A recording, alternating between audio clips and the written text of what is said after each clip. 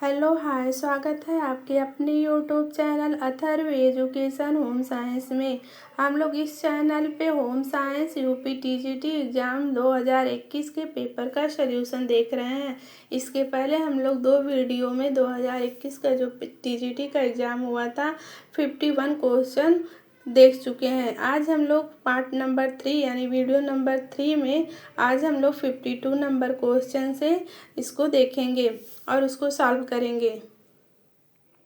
जिन लोगों ने अभी तक इस पेपर का 51 क्वेश्चन जो हम लोग देखे हैं और नहीं देखे हैं, वो वीडियो पार्ट नंबर 1 और पार्ट नंबर 2 में उसको ज़रूर देख लीजिए, ताकि यहाँ से इसके आगे का इस वीडियो में आप लोग को समझ में आ जाए। तो स्टार्ट करते हैं। हमारा जो 52 नंबर क्वेश्चन है, पूछा गया है कि फाइबर की अनुशंसित मात्रा क्या थी। ठीक है, 2020 में तो ICMR NIN 2020 RDS-RD के अनुसार प्रति 2000 कैलोरी पर फाइबर की प्रतिदिन कितनी मात्रा निश्चित की गई है।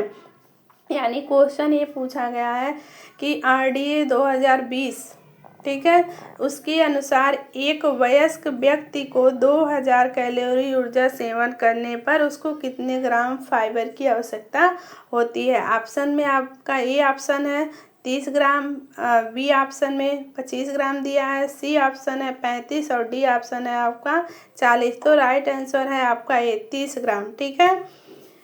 ICMR और NIN 2020 के नए दिशा निर्देशन के अनुसार एक स्वस्थ वयस्क के लिए प्रति 2000 कैलोरी ऊर्जा, ये भी क्वेश्चन पूछा गया था। एक RDA 2020 स्वस्थ वयस्क के लिए कितने हजार कैलोरी की आवश्यकता होती है। तो 2000 कैलोरी ऊर्जा की सेवन पर उसको 30 ग्राम फाइबर रेशे की दैनिक मात्रा निर्धारित की गई है। ठीक है। नेक्स्ट क्वेश्चन है क्वेश्चन नंबर 53। प्रसव में पहले नितंब आना, इसके बाद टांगे और बाहें और अंत में सिर आना, ऐसी प्रसव स्थिति को क्या कहा जाता है। ठीक है। ऑप्शन में दिया है, ऑप्शन नंबर ए है ब्रीच जन्म, ऑप्शन नंबर बी में है उपकरण जन्म, ऑप्शन सी है प्राकृतिक जन्म और ऑप्शन डी है सहज जन्म। तो इसका राइट आंसर है ये ब्रीच जन्म। क्या है? ब्रीच जन्म। यानी जब प्रसव के समय जब शिशु का नितंब पहले आ जाता है, उसके बाद टांगे, फिर बाद में लास्ट में सिर आता है, तो ऐसी प्रसव को उल्टा प्रसव कहा जाता है, जिसको हम लोग इंग्लिश में ब्रीच जन्म बोलते हैं। ठीक है। उपकरण जन्म क्या होता है? तो उपकरण जन्म जिसको हम सिजेरियन बोलते हैं, यानी ऑपरेशन औजारों के द्वारा जब बच्चे को माँ का पेट स्टमक को फाड़ करके बच्चे को बाहर निकाला जाता है, औजारों का प्रयोग किया जाता है, तो ऐसे प्रसव को हम उपकरण जन्म प्रसव कहते हैं। जो ये प्राकृतिक जन्म क्या होता है, जिसको हम नॉर्मल में सामान्य प्रसव भी कहते हैं। सामान्य प्रसव में क्या होता है कि जो इसमें शिशु का सिर पहले बाहर आता है, उसके बाद उसके बाहें आती है, फिर लास्ट में उसकी टांगे और नितंब आती है। तो ऐसे प्रसव को हम लोग प्राकृतिक या सामान्य प्रसव कहते हैं। ठीक है। अब यहाँ थोड़ी सी व्याख्या में आप लोग समझ लीजिए। सामान्य प्रसव में शिशु का सिर पहले बाहर आता है, जिसमें मस्तिष्क प्रस्तुति कहते हैं, और लेकिन जब शिशु के नितंब या पैर पहले आते हैं और सिर अंत में आता है, तो इस स्थिति को ब्रीच जन्म या उल्टा प्रसव कहा जाता है। ऐसा तब होता है जब भ्रूण जो होता है गर्भाशय में सही स्थिति में नहीं घूम पाता है, तब ये जाके ऐसी स्थिति उत्पन्न होती है। ठीक है। नेक्स्ट क्वेश्चन है हमारा क्वेश्चन नंबर 54। इसमें क्या पूछा है कि लंबे रेशे को कहा जाता है। लंबे रेशे को क्या कहा जाता है? ऑप्शन है आपका staple yarn, sperm yarn, filament yarn और इनमें से कोई नहीं। तो राइट आंसर है आपका सी, फिलामेंट यार्न कहा जाता है। इसमें पूछा है लंबे रेशे को, जबकि छोटे रेशे की बात अगर होती है, छोटे रेशे छोटे रेशे को क्या बोलते हैं? स्टेपल तंतु बोलते हैं। ठीक है। और लंबे रेशे को क्या बोलते हैं? फिलामेंट। तो यहाँ थोड़ी सी व्याख्या में आप लोग देख लीजिए, उसको अच्छे से समझ लीजिए कि स्टेपल यानी क्या होता है और फिलामेंट यानी क्या होता है। ठीक है। फिलामेंट यान जो होता है वस्त्र विज्ञान में अत्यंत लंबी लंबी वाली रेसे को हम क्या कहते हैं? फिलामेंट कहा जाता है। ये रेसे मील या किलोमीटर की लंबाई में हो सकते हैं। इसके उदाहरण है आपके रेशम, एकमात्र ऐसा प्राकृतिक रेशा है जो फिलामेंट के अंतर्गत आता है। अगर इसके अलावा अगर हम बात करें तो नायलॉन, पॉलिस्टर जो कि कृत्रिम रेशे होते हैं, यानी कृत्रिम जगत के रेशे जो जितने भी होते हैं वो सब फिलामेंट के ही अंतर्गत आते हैं। लेकिन अगर बात किया जाए प्राकृतिक रेशे में कौन सा फिलामेंट रेशा है, तो एक ही है, वो है आपका रेशम, जिसका मेजरमेंट किलो है, जिसका मेजरमेंट मीटर में होता है। ठीक है, अब बात करते हैं स्टेपल धागे का रेशे के। तो कम लंबाई वाले रेशे को, जो छोटे रेशे होते हैं उनको हम स्टेपल रेशा कहते हैं। जैसे कपास, ऊन, इनकी लंबाई आमतौर पर कुछ इंच तक ही होती है। यानी जो हमारे फिलामेंट होते हैं इनका मेजर मीटर में होता है, और जबकि हमारा जो स्टेपल होता है इसका मेजरमेंट हम लोग किस में करते हैं? इंच में करते हैं। ठीक है, छोटे रेशे को। अब इन दोनों रेशों की विशेषता क्या है कि जो फिलामेंट रेशे होते हैं अपनी अधिकांश लंबाई के कारण अधिक मजबूत होते हैं और चिकने भी होते हैं, और उनमें उच्च तन्यता और प्रभाव शक्ति होती है जो इन्हें टिकाऊ बनाती है। जबकि स्टेपल रेशे होते हैं वो कम मजबूत होते हैं, यानी स्टेपल रेशे के जो धागे से बने वस्त्र होते हैं वो कम मजबूत होते हैं। ये क्वेश्चन आप लोग को उम्मीद है अच्छे से समझ में आ गया होगा कि स्टेपल रेशे किसे कहते हैं और फिलामेंट रेशा किसे कहते हैं। ठीक है, नेक्स्ट क्वेश्चन है आपका 50 पारिवारिक साधन के प्रकार हैं। ऑप्शन में है आपका मानवीय, अमानवीय। ऑप्शन बी है परंपरागत, गैर परंपरागत। ऑप्शन सी है लोचमय और अलोचमय। ऑप्शन डी है पूर्ण और अपूर्ण। तो इसका राइट आंसर है आपके पारिवारिक साधन दो प्रकार के होते हैं साधन, एक होता है मानवीय और दूसरा होता है अमानवीय। ठीक है, अगर हम बात करें कि मानवीय और अमानवीय क्या होते हैं, तो ग्रास और कैंडल के अनुसार पारिवारिक साधनों को मुख्य रूप से दो श्रेणियों में बांटा गया है। एक होता है आपका मानवीय साधन और दूसरा होता है अमानवीय या भौतिक साधन। मानवीय साधन क्या होता है? ये वैसे साधन होते हैं, बहुत ही ध्यान से आप लोग इसको समझिए, यहाँ से क्वेश्चन हर एग्जाम में बनते हैं। ठीक है, मानवीय साधन वो साधन होते हैं जो व्यक्ति के भीतर निहित होते हैं। ठीक है, जिन्हें दूसरों को हस्तांतरित नहीं किया जा सकता, ना ही उसको चुराया जा सकता है, ना ही उसको छुआ जा सकता है। ठीक है, ऐसे जो साधन होते हैं उसको मानवीय साधन कहते हैं। ठीक है, वो भौतिक साधनों से अधिक महत्वपूर्ण माने जाते हैं क्योंकि इन्हीं के माध्यम से अन्य संसाधनों का सही उपयोग संभव है। ठीक है, अब भौतिक जो मानवीय साधन होते हैं आप उसके कैसे एक एग्जाम्पल या उदाहरण समझिए। जो समय है, हमारी शक्ति है, हमारा कौशल है यानी कुशलता, हमारी रुचि, ज्ञान, योग्यता, विवृत्ति, ये सब मानवीय साधन के अंतर्गत आते हैं, जिसको ना ही आप चुरा सकती हैं, ना ही आप उसको छीन सकती हैं, ना ही आप उसको छू सकती हैं। ऐसे साधन को हम मानवीय साधन कहते हैं। ठीक है, अब बात करते हैं अमानवीय साधन, या इसी को हम भौतिक साधन कहते हैं। ठीक है, और ये वो साधन होते हैं जो व्यक्ति से बाहर होते हैं, यानी ये व्यक्ति के अंदर निहित नहीं होते हैं बल्कि बाहर होते हैं, लेकिन परिवार द्वारा लक्ष्यों की प्राप्ति के लिए उपयोग किए जा सकते हैं। उदाहरण के लिए ये धन जो है, संपत्ति है, चल अचल, मकान, जमीन, ये सब भौतिक वस्तुएं जैसे कार, गहने, वस्त्र, सामुदायिक सुविधाएं जैसे पार्क, पुस्तकालय, अस्पताल आदि, ये सब हमारे अमानवीय के साधन है, जिसको हम छू भी सकते हैं और चुरा भी सकते हैं। तो यहाँ आप लोग को समझ में आ गया मानवीय और अमानवीय। ठीक है, नेक्स्ट क्वेश्चन है हमारा 56। क्वेश्चन नंबर 56 पूछा है कि अनिवार्य बचत का उदाहरण है सामान्य भविष्य निधि यानी जीपीएफ, बैंक जमा, एलआईसी और जन भविष्य निधि यानी पीपीएफ। इसमें पूछा है अनिवार्य, तो इसका राइट आंसर है सामान्य भविष्य निधि। इसी को हम अनिवार्य बचत के अंतर्गत रखते हैं, जिसको बोलते हैं इंग्लिश में जनरल प्रिवेंट फंड। ठीक है, अभी अनिवार्य बचत क्या होता है इसको आप लोग समझ लीजिए, क्योंकि ये क्वेश्चन पूछा गया था तो इसको जानना भी जरूरी है। यह वह बचत होती है जो किसी कर्मचारी के वेतन से कानून या सेवा शर्तों के अनुसार अनिवार्य रूप से काटी जाती है, उसी को हम सामान्य भविष्य निधि कहते हैं। ये ज़्यादातर सरकारी कर्मचारियों के लिए अनिवार्य बचत योजना है, जहां उनके वेतन का कुछ हिस्सा एक निश्चित हिस्से हर महीने काट लिया जाता है। अन्य विकल्प जैसे बैंक जमा, LIC और PPF आमतौर पर एक ऐच्छिक बचत के उदाहरण है। उन्हें व्यक्ति अपनी इच्छा और सुविधा के अनुसार चुनता है, जबकि आपका GPF है वह व्यक्ति की इच्छा हो या ना हो, उनके सैलरी से कुछ पैसे हर महीने निश्चित तौर पे सरकार या कर्मचारी कंपनियों द्वारा काट लिया जाता है। ठीक है, उसी को हम कहते हैं GPF बचत। वो उन्हीं को पैसा दिया जाएगा, लेकिन वह उनके सैलरी से कुछ % पैसा सरकार रोक लेती है। ठीक है, उसी को कहते हैं अनिवार्य बचत।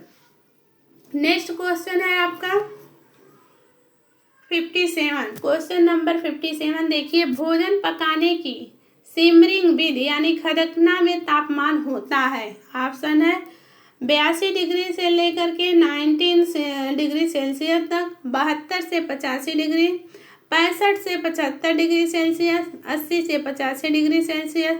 राइट आंसर है आपका ये 80 से 99 डिग्री सेल्सियस। यानी सिमरिंग क्या होता है पहले ये जान लीजिए आप लोग। सिमरिंग वह विधि है जिसमें भोजन को पानी के क्वथनांक यानी बॉइलिंग पॉइंट से ठीक नीचे के तापमान पर पकाया जाता है। यहाँ तक समझ में आया? यानी जब किसी चीज़ को हम बॉयल करते हैं, जो वो तापमान होता है उसके थोड़ा सा नीचे, जब हम किसी चीज़ को थोड़ा से नीचे कम यानी कम तापमान पे पकाते हैं तो उसको सिमरिंग कहा जाता है। इसमें होता है क्या है कि इसमें खाद्य पदार्थ को पानी में डालकर गर्म किया जाता है। तब जब पानी उबालने लगता है तो आँच को कम कर दिया जाता है। यानी जब पानी बॉयल करने होने लगता है तो उसकी आँच को धीमी कर दिया जाता है, ताकि तापमान 82 डिग्री सेल्सियस से लेकर 99 डिग्री सेल्सियस के बीच बना रहे। तो इस तापमान में जब भोजन को हम पकाते हैं तो उसको सिमरिंग विधि कहा जाता है। इस विधि में भोजन धीरे धीरे पकता है, जिससे वह नरम और हल्का होता है। इसका उपयोग अक्सर सूप, स्टू या दालें पकाने के लिए किया जाता है। ठीक है, समझ में आ गया? नेक्स्ट क्वेश्चन है आपका 58। क्वेश्चन नंबर 58 में क्या पूछा है कि सामुदायिक विकास कार्यक्रम की धुरी किसे कहा जाता है। ऑप्शन ए है आपका प्रसार प्रबंधक को, ऑप्शन बी है प्रसार कार्यकर्ता को, ऑप्शन सी है ग्रामीण नेता को, ऑप्शन डी है प्रसार विशेषज्ञ को।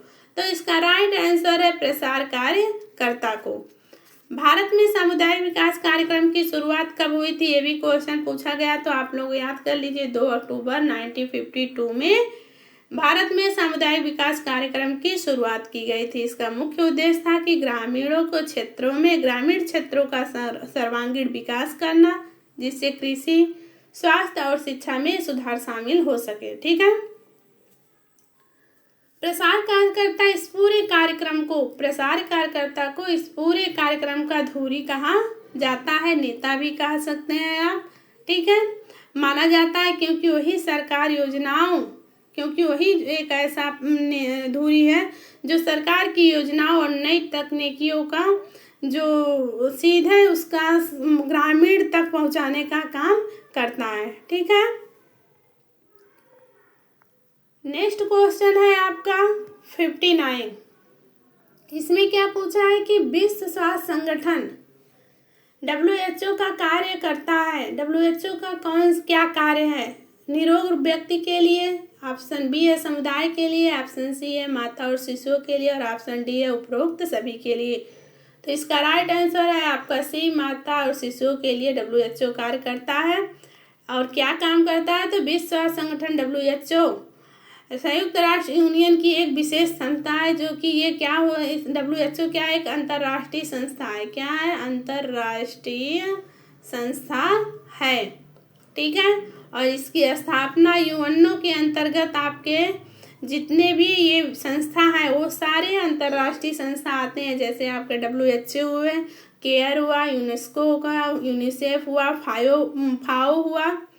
ठीक है, ये सारे आपके अंतर्राष्ट्रीय संस्था है। और WHO की स्थापना 7 अप्रैल 1948 में हुआ था। इसका मुख्यालय जो है जिनेवा और स्विट्जरलैंड है। इसका मुख्य कार्य है दुनिया भर में स्वास्थ्य समस्याओं पर आपसी सहयोग और मानक विकसित करना। हालांकि यह पूरी मानवता के लिए कार्य करता है, लेकिन इसकी मुख्य या प्रमुख कार्यक्रमों जो होता है वो माता और शिशुओं के स्वास्थ्य की रक्षा करना प्राथमिकता पर रहता है। ठीक है। नेक्स्ट क्वेश्चन है आपका 16। इसमें पूछा है बाल विवाह निषेध अधिनियम किस सन लागू हुआ। ऑप्शन है 1929, ऑप्शन बी है 1955, ऑप्शन सी है 1976 और ऑप्शन डी है 2006। तो इसका राइट आंसर है 1929। ठीक है। शारदा एक्ट के नाम से भी ये जाना जाता है, बाल विवाह निरोध अधिनियम। बाद में इसे संशोधन करके वर्तमान में इसका नया नाम पड़ गया बाल विवाह प्रतिषेध अधिनियम। 2006 में ये प्रभावी हुआ। बाल विवाह निरोधक अधिनियम 1929 में आया और पारित होने की तिथि इसकी थी 28 सितंबर 1929। हर विलास शारदा इन्हीं के नाम पर इसे शारदा अधिनियम भी कहा जाता है। आयु सीमा जो थी उस समय लड़कियों की सीमा जो थी आपकी 14 वर्ष थी और लड़कों की 18 वर्ष। बाद में इसे बढ़ा करके 18 और 21 वर्ष कर दिया गया था। नेक्स्ट क्वेश्चन है आपका 61। चम्मच की आकृति के नाखून जैसे लक्षण वाली बीमारी को कहते हैं। ऑप्शन ए है क्वाशियोरकर, ऑप्शन बी है रक्त अल्पता, ऑप्शन सी है मैरास्मस, ऑप्शन डी है उपयुक्त सभी। तो इसका राइट आंसर है ऑप्शन नंबर बी रक्त अल्पता। ठीक है। ये क्या होता है, चम्मच की आकृति जो होती है, जैसे चम्मच आपका अंदर थोड़ा सा झुका हुआ होता है तो जिसमें रक्त अल्पता यानी एनीमिया हुआ रहता है, वैसे व्यक्ति का ये नाखून अंदर की तरफ धंसा हुआ होता है। यहाँ पे ऐसे जैसे ये नाखून है तो ये थोड़ा सा ऐसे नाखून ऊपर की तरफ यहाँ उठा रहेगा। ठीक है। जिसकी चिकित्सीय भाषा इसको हम इंग्लिश में काइलोनीसिया भी कहा जाता है। रक्त अल्पता या एनीमिया का एक प्रमुख लक्षण माना जाता है। तो एनीमिया क्या होता है कि शरीर में जब रक्त हीमोग्लोबिन की कमी होना, हीमोग्लोबिन हमारे फेफड़ों से ऑक्सीजन लेकर पूरे शरीर में पहुंचाता है। जब इसकी कमी होती है तो उसको हम लोग क्या कहते हैं, तो उसको हम लोग एनीमिया कहते हैं। ठीक है। हीमोग्लोबिन का स्तर कितना होना चाहिए, तो एक सामान्य पुरुष में 12 से 16 DL और महिलाओं में 11 से 14 DL के बीच होना चाहिए। रक्त अल्पता के क्या कारण है, तो ये मुख्य रूप से आयरन यानी लौह तत्व की कमी और विटामिन B12 की कमी या फोलिक एसिड की कमी से ये रक्त अल्पता नामक बीमारी हो जाती है। ठीक है। नेक्स्ट क्वेश्चन है आपका 62। प्रसार शिक्षा एक विधि है, क्या है। ऑप्शन नंबर ए है अव्यवहारिक शिक्षण, ऑप्शन बी है सामूहिक शिक्षण, ऑप्शन सी है व्यवहारिक शिक्षण और ऑप्शन डी है जन शिक्षण। तो राइट आंसर है इसका व्यवहार सी, ऑप्शन नंबर सी व्यवहारिक शिक्षण। प्रसार शिक्षण एक व्यवहारिक विधि है। व्यवहारिक दृष्टिकोण यानी प्रसार शिक्षण एक व्यवहारिक शिक्षण विधि है। इनका मुख्य उद्देश्य केवल किताबी ज्ञान देना नहीं बल्कि वास्तविक जीवन में लागू करना होता है। शिक्षण के माध्यम से ये सीखने के लिए विशेष रूप से दृश्य मौखिक विधियों का उपयोग किया जाता है ताकि लोग देखकर सुनकर आसानी से समझ सकें। और ये प्रसार शिक्षा क्या है, एक औपचारिक शिक्षा है। प्रसार शिक्षा क्या है, व्यवहारिक शिक्षा है। ठीक है। नेक्स्ट है जो इसमें का दिया है कि प्रसार शिक्षा क्या है, तो प्रसार शिक्षा आपका एक औपचारिक शिक्षण है। प्रसार शिक्षा औपचारिक नहीं अनौपचारिक शिक्षण होता है जो स्कूल और कॉलेज की 4 दीवारों से बाहर दी जाती है। इनका उद्देश्य होता है कि मानव जीवन और उसकी दैनिक समस्याओं का समाधान से है ताकि व्यक्ति अपनी सामाजिक और आर्थिक विकास कर सके। नेक्स्ट क्वेश्चन है आपका 63। पर्यावरण में उपस्थित आवश्यक तत्वों का असंतुलन क्या कहलाता है। प्रदूषण कहलाता है कि रासायनिक प्रदूषण है। ऑप्शन नंबर सी है सांस्कृतिक प्रदूषण और ऑप्शन नंबर डी है भौतिक प्रदूषण। तो राइट आंसर है इसका ए प्रदूषण। पर्यावरण में मौजूद आवश्यक तत्वों के संतुलन में होने वाले किसी भी हानिकारक बदलाव को हम क्या कहते हैं, प्रदूषण कहते हैं। और जब बाहरी दूषित पदार्थ जैसे धुआं, रसायन, कचरा प्राकृतिक पर्यावरण में आकर के मिल जाते हैं तो जब हमारी पारिस्थितिकी तंत्र में दोष पैदा होता है तब उसको हम प्रदूषण कहते हैं। ठीक है। नेक्स्ट है उसके आगे, प्रदूषण जो होता है कई रूप में होते हैं, ठीक है, जैसे वायु प्रदूषण, जल प्रदूषण, मृदा प्रदूषण, बहुत सारे प्रदूषण होते हैं। तो प्रदूषण हवा, पानी, मिट्टी की गुणवत्ता को खराब करता है, जिसका सीधा बुरा असर इंसानों और जानवरों के और पौधों पर पड़ता है। नेक्स्ट क्वेश्चन है 64 नंबर क्वेश्चन है कि प्रसार शिक्षा शब्द का प्रयोग सर्वप्रथम 1873 में कहाँ किया गया था। ऑप्शन ए है हार्वर्ड विश्वविद्यालय में, ऑप्शन बी है टेक्सास विश्वविद्यालय में, ऑप्शन सी है कैम्ब्रिज विश्वविद्यालय में और ऑप्शन डी है ऑक्सफोर्ड विश्वविद्यालय में। तो इसका राइट आंसर है सी, कैम्ब्रिज विश्वविद्यालय में 1873 में प्रसार शिक्षा शब्द का प्रयोग सर्वप्रथम किया गया था। ठीक है। प्रसार शिक्षा शब्द का सबसे पहले प्रयोग 1873 में इंग्लैंड के कैम्ब्रिज विश्वविद्यालय द्वारा किया गया था, जिसका मुख्य उद्देश्य था विश्वविद्यालय के ज्ञान और शिक्षा को और उन आम लोगों तक पहुंचाना जो नियमित रूप से कॉलेज और यूनिवर्सिटी नहीं जा सकते थे। प्रसार शिक्षा का यदि हम उद्भव की बात करें तो सर्वप्रथम इसका प्रयोग तो 1873 में कैम्ब्रिज विश्वविद्यालय में हुआ था। इनका उद्देश्य था कि नई शैक्षणिक खोज थी, जिसका मुख्य लक्ष्य विश्वविद्यालयों की शिक्षा को उन आम लोगों तक पहुंचाना था जो अपने घरों, कार्यस्थलों पर रहते थे और नियमित रूप से स्कूल, कॉलेज नहीं जा सकते थे।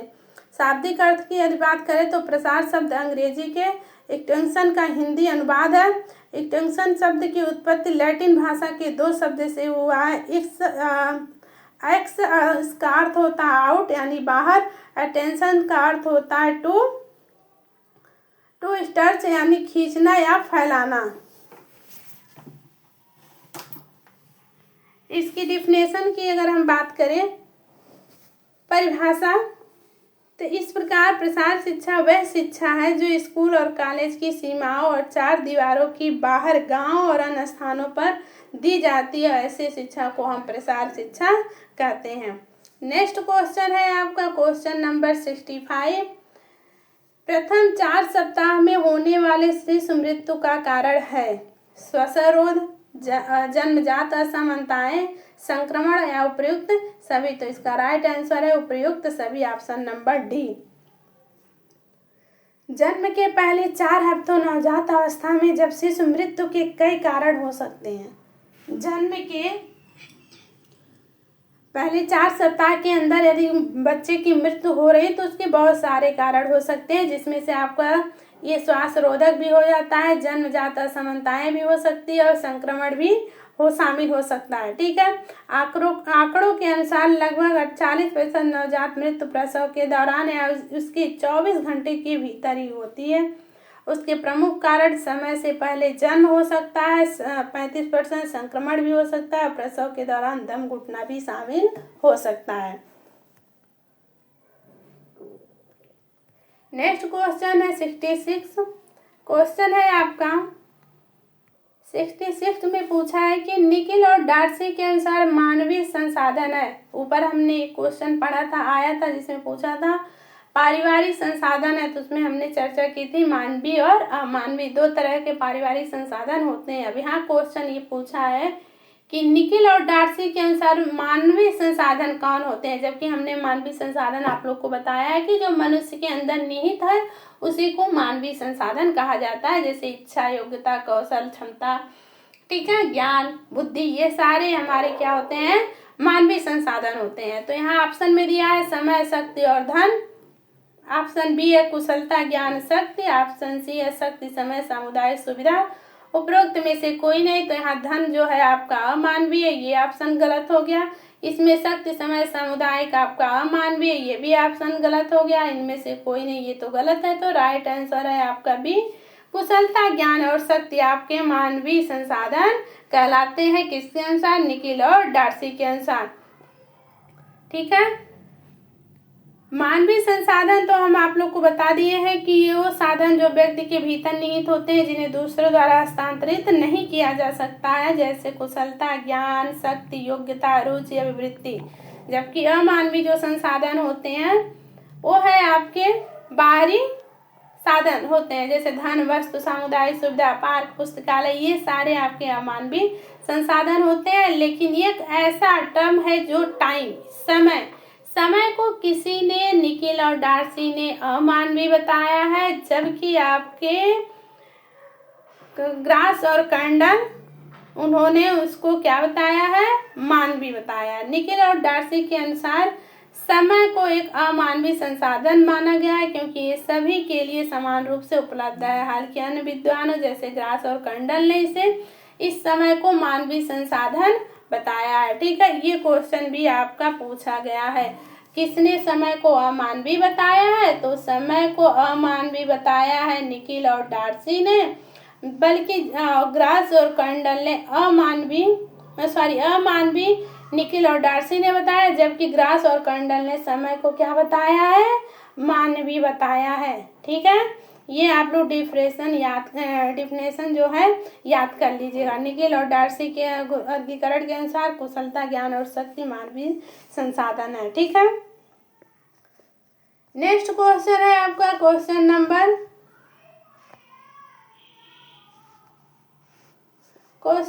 आपका 63। क्वेश्चन नंबर है 63 आपका। इसमें पूछा है किसी भी टेक्सटाइल सामग्री की सबसे छोटी इकाई है वस्त्र, रेशा, तंतु या अण। तो राइट आंसर है आपका सी, तंतु। किसी भी टेक्सटाइल यानी किसी भी वस्त्र की छोटी इकाई को हम तंतु कहते हैं। किसी भी टेक्सटाइल वस्त्र सामग्री की सबसे छोटी इकाई यानी मूल इकाई को हम तंतु यानी इंग्लिश में उसको फाइबर कहते हैं। वस्त्र या कपड़ा एवं मानव निर्मित वस्तु जो प्राकृतिक या कृत्रिम तंतुओं के नेटवर्क से तैयार होती है। इन तंतुओं की कताई के माध्यम से सूत या धागा या यार्न बनाया जाता है। धागे का निर्माण कच्चे माल जैसे ऊन, कपास यानी रुई, रेशम के या सिंथेटिक पदार्थों के चरखे या मशीन की सहायता से ऐंठन देकर बनाया जाता है। नेक्स्ट क्वेश्चन है आपका 68। इसमें क्या पूछा गया कि वायुमंडल में घुलित सल्फर डाइऑक्साइड किस पर अधिक असर डालती है? तो ऑप्शन दिया है पौधे पर, ऑप्शन बी है मानव पर, ऑप्शन सी है भौतिक साधन पे, ऑप्शन डी है उपयुक्त सभी। तो इसका राइट आंसर है उपयुक्त सभी। यानी जो सल्फर डाइऑक्साइड हानिकारक गैस होते हैं जो पर्यावरण के हर घटक को प्रभावित करते हैं। ठीक है, पौधों पर या पत्तियों को नुकसान पहुंचाती है और प्रकाश संश्लेषण की प्रक्रिया को भी बाधित करते हैं। ये आपके वायुमंडल में जो सल्फर डाइऑक्साइड होते हैं, ये मानव श्वसन पर भी इसका प्रभाव पड़ता है। या श्वसन संबंधी बीमारी जैसे अस्थमा और फेफड़े में जलन हो सकती है। ठीक है, भौतिक साधनों पर भी इसका असर पड़ता है, जैसे अम्ल वर्षा एसिड रेन का भी के कारण भी बनती है, जिससे ऐतिहासिक इमारतों जैसे ताजमहल अन्य धातुओं का क्षरण भी होता है। नेक्स्ट क्वेश्चन है आपका क्वेश्चन नंबर 69। इसमें क्या पूछा है कि जब फ्लोट यान से बनता है तो वह कहलाता है। ठीक है, जब पूछा है इसमें वार्प और वेफ्ट, मालूम है ना। ये वार्प जो होता है ये ऊपर के जो ताना होता है उसको वार्प कहा जाता है, और जो बाने के धागे होते हैं उसको वेफ्ट कहा जाता है। ठीक है,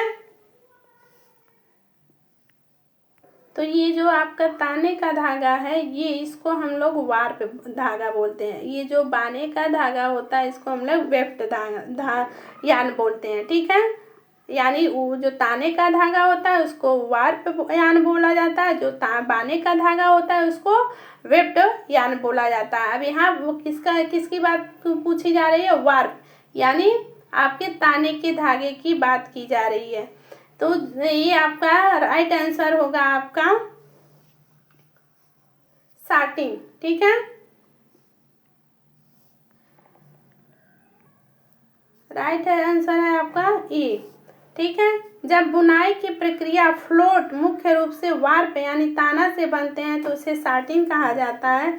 इसमें वार्प यानी वेफ्ट जो यान होता है ऊपर से तैरते हुए दिखाई देते हैं। लंबी फ्लोट वाली सतह स्पर्श करने में बहुत चिकनी और चमकदार होती है। इनकी विशेषता क्या है कि ये प्रकाश में बिखरता कम होता है, जिससे कपड़े अधिक चमक आती है। कोमलता या कपड़ा छूने में अत्यंत नरम और लचीला होता है। ठीक है, अपनी विशेष बुनाई संरचना के कारण या अन्य बुनाई जैसे सादा बुनाई की तुलना में पहनने और रखाव में अधिक संवेदनशील होता है, क्योंकि इसमें धागे आसानी से खींच या फंस सकते हैं। यहाँ क्वेश्चन एक इम्पॉर्टेंट आप लोग जान लीजिए, ये जो आपका ताना बाना होता है ये आपका वार्प, और ये धागा जो होता है बाना उसको वेफ्ट कहा जाता है। इसी में आपको ये जो वार्प वाला धागा होता है इसी को साटिन बोला जाता है, जिसका स्पेलिंग आप लोग याद कर लीजिए, SATIN। ये आपका वार्प धागा होता है, जबकि हिंदी सेम होता है उसका, ठीक है, लेकिन इंग्लिश में थोड़ा सा अंतर, SATEE रहेगा जहाँ, और यन उसको हम बाने के धागे कहते हैं। यही साटिन और सेटिन में अंतर होता है, ठीक है। साटिन मुख्य रूप से ताने वार्प के धागों से बनता है, जबकि साटिन जो होता है वे वेफ्ट के धागों के फ्लोट से बनता है, ठीक है। अगला क्वेश्चन है आपका नेक्स्ट 17। इसमें क्या पूछा है क्वेश्चन में कि DWCR यानी डोकरा का क्रियान्वयन करती है केंद्र सरकार, ऑप्शन बी है राज्य सरकार, ऑप्शन सी है जिला परिषद, ऑप्शन डी है उपरोक्त में से कोई नहीं। तो इसका राइट आंसर है बी, राज्य सरकार। यानी डोकरा का पूर्ण रूप है ग्रामीण क्षेत्रों में महिलाओं और बच्चों का विकास, ठीक है। इसकी शुरुआत कब हुई थी, यानी इस कार्यक्रम की शुरुआत 1982 से लेकर 1983 में एक पायलट प्रोजेक्ट के रूप में की गई थी। इसका उद्देश्य मुख्य रूप से गरीबी रेखा से नीचे रहने वाले ग्रामीण परिवारों की महिलाओं की आय के स्तर को बढ़ाना और उन्हें आत्मनिर्भर बनाना था। इसकी विस्तार जो हुई थी, इसकी शुरुआत में इसे केवल 50 जिलों में लागू किया गया था, लेकिन 1994 से 95 तक इसे देश के सभी जिलों में विस्तारित कर दिया गया था।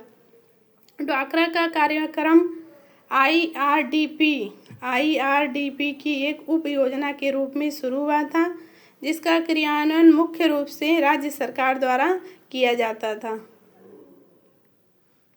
नेक्स्ट क्वेश्चन है आपका 71। पूछा गया है कि झाड़ू लगाना किस प्रकार का कार्य है। ऑप्शन ए है हल्का कार्य, ऑप्शन बी है सामान्य कार्य, ऑप्शन डी है कठिन कार्य, और ऑप्शन सी है कठिन कार्य, ऑप्शन डी है ए और सी। तो इसका राइट आंसर है सी, कठिन कार्य। यानी झाड़ू लगाना किस प्रकार का कार्य है, तो कठिन कार्य है, ठीक है। झाड़ू लगाने की क्रिया को कठिन कार्य की श्रेणी में रखा गया है, क्योंकि इसके कुछ मुख्य बिंदु हैं। इस वजह से जैसे शारीरिक श्रम की बात किया जाए तो झाड़ू लगाना एक ऐसा घरेलू कार्य है जिसमें शरीर की ऊर्जा अधिक खर्च होती है। इसमें झुकना और बार बार हाथ चलाना पड़ता है, इसलिए इसे कठिन कार्य माना जाता है। झाड़ू एक अनिवार्य घरेलू वस्तु भी है, सामग्री भी है, जिसका उपयोग साफ सफाई के लिए किया जाता है। यह विभिन्न प्रकार की सामग्रियों से बनी होती है। पहले के समय में झाड़ू बनाने के लिए स्थानीय स्तर पर उपलब्ध घास, पत्ती और पौधों की टहनियों का उपयोग किया जाता था। हालांकि अब वर्तमान में बाजार में कृत्रिम झाड़ू उपलब्ध है। नेक्स्ट क्वेश्चन है आपका 72। इसमें पूछा गया है कि उज्ज्वला स्कीम की शुरुआत हुई थी। ऑप्शन ए है 4 दिसंबर 2007, ऑप्शन बी है 4 दिसंबर 2005, ऑप्शन सी है आपका 12 दिसंबर 2008, और ऑप्शन डी है आपका 12 दिसंबर 2006। तो इसका राइट आंसर है आपका, इसका राइट आंसर है ऑप्शन नंबर 4 दिसंबर 2007।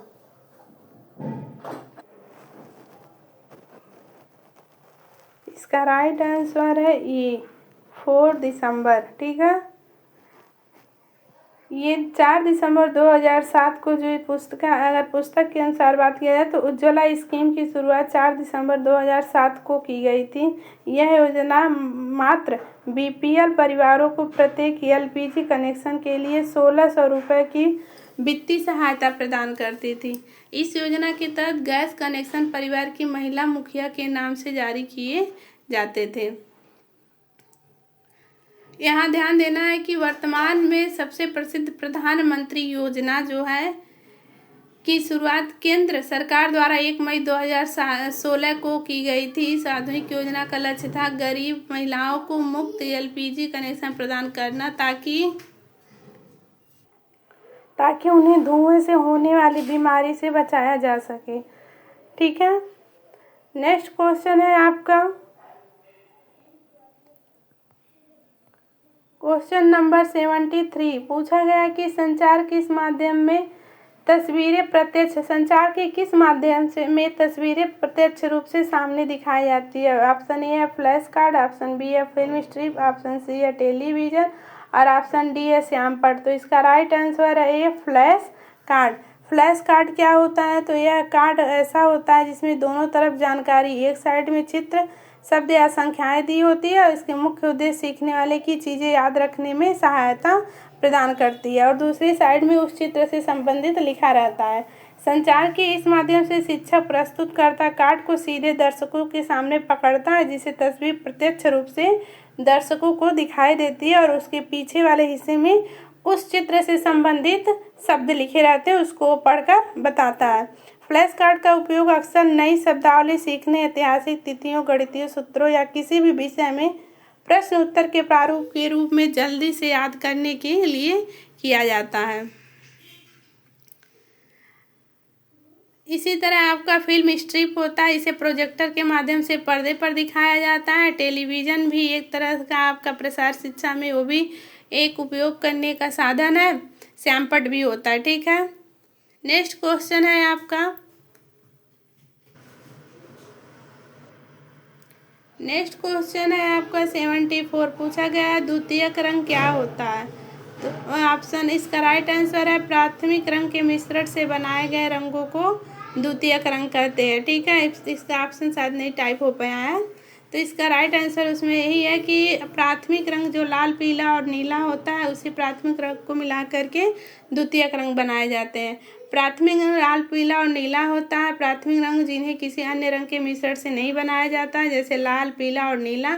जबकि द्वितीयक रंग जब दो प्राथमिक रंगों के आपस में मिलाने से बनते हैं। जब दो प्राथमिक रंग को आपस में मिलाया जाता है तो एक नया रंग बनता है, जिसे हम क्या कहते हैं, द्वितीयक रंग। जैसे लाल पीला को मिलाते हैं तो नारंगी एक आपका द्वितीयक रंग प्राप्त होता है। नीला पीला को मिलाने पर हरा रंग, ये भी आपका द्वितीयक रंग कहलाता है। लाल नीला को मिलाने पर बैंगनी रंग मिलता है, ठीक है। नेक्स्ट क्वेश्चन है आपका क्वेश्चन नंबर 75। क्वेश्चन नंबर 75 है मलमल कपड़े में के एक टुकड़े के धागों की संख्या यदि 64 × 60 है तो कहलाएगी खराब संतुलन, अच्छा संतुलन, कमजोर संतुलन या इनमें से कोई नहीं। तो इसका राइट आंसर है बी अच्छा संतुलन। अच्छा संतुलन क्या होता है? अच्छा संतुलन है मलमल कपड़े के एक टुकड़े में यदि धागों की संख्या 60 × 60 है तो उसके आसपास 64 × 60 ही होता है, तो इसे अच्छा संतुलन माना जाता है। इसका अर्थ होता है कि कपड़े की बुनाई में ताना यानी वार्प और बाना यानी वेफ्ट के धागों का घनत्व लगभग समान और सटीक है। मलमल की विशेषता के तहत एक सरल बुनाई वाला सूती वस्त्र होता है जो कोमल और बारीक बुनाई के लिए प्रसिद्ध है। प्राचीन काल में भारतीय मलमल विशेषकर ढाका अब बांग्लादेश में की मलमल अपनी गुणवत्ता के लिए मशहूर है। हाथ से काते गए अत्यंत महीन सूत से तैयार किया जाता है। तो ये रहा आपका यूपी टीजीटी 2021 के क्वेश्चन पेपर, जिसमें हमने 75 क्वेश्चन कंप्लीट कर लिए। नेक्स्ट के क्वेश्चन आपको पता है इसमें 125 क्वेश्चन होते हैं। नेक्स्ट जो बचे हुए क्वेश्चन हैं हमारे नेक्स्ट वीडियो में हम लोग उसको सॉल्व करेंगे। उम्मीद है आप लोग को ये सारे क्वेश्चन समझ में आए होंगे और आपसे उम्मीद है कि इस देखने के बाद यदि आप लोग को अच्छा लगे वीडियो तो लाइक और शेयर प्लस सब्सक्राइब करना ना भूलिए, ताकि आपको ऐसे ही आपको बहुत सारे PY क्वेश्चन अपडेट होते रहें और आपको नोटिफिकेशन मिलता रहे, ठीक है। तो शेयर और सब्सक्राइब करना ना भूलें।